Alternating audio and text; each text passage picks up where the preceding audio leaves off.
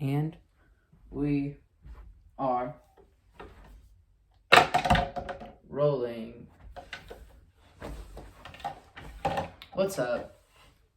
We are doing another season in history, and this time we are doing the 1949-1950 season. Yay!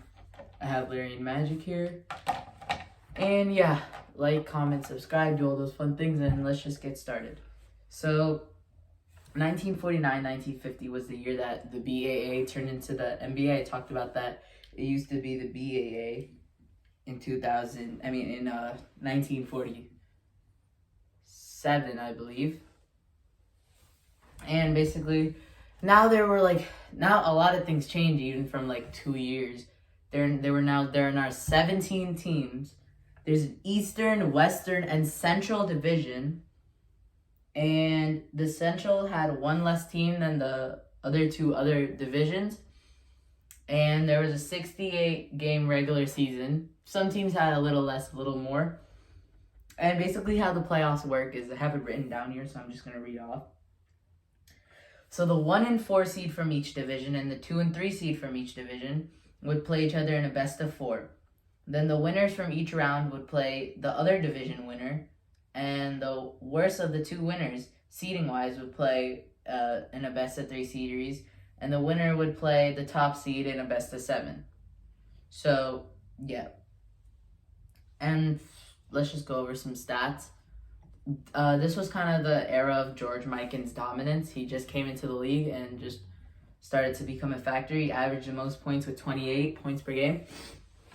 And he was I think the main key of him being different was that the league just started, right? So they had average heights. They mostly had average heights. They didn't have these freakishly tall athletes because the league was just coming into form.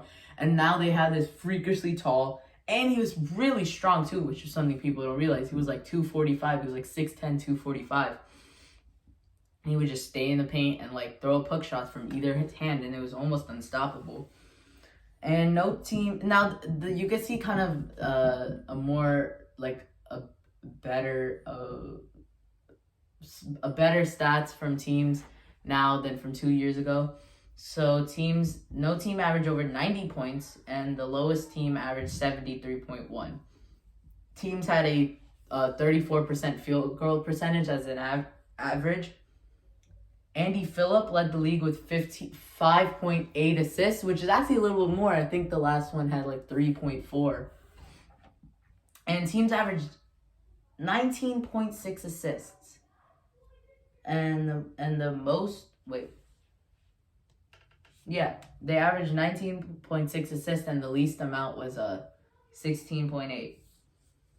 So let's just go over the storyline here. Basically, the Lakers won the NBA Finals for the second year straight, mainly because of the dominance of their bigs. And also, people say that it was very hard for teams to combat them as they had 3 bigs. And the people would also say that the court felt really smaller because they had 3 bigs. Because the court was actually, I think, smaller than regulation size that we have today. And that just made it harder for teams. They said it would become narrower almost. And I have a quote here. It says, they used to say that Mikan, Mickelson, and Pollard stretched their arms across the narrow court nobody could get through, said Syracuse's survey. Teammate Seymour added, those 3 big guys made every court look narrow. So yeah, you could kind of see bigs were kind of coming into form, and you could see that once we get into the 80s and 90s. So yeah, this video is very short. So yeah, next video I'll probably do I don't know what I'll do. I'll see.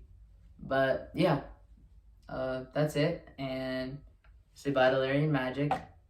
Say bye to the shadow there.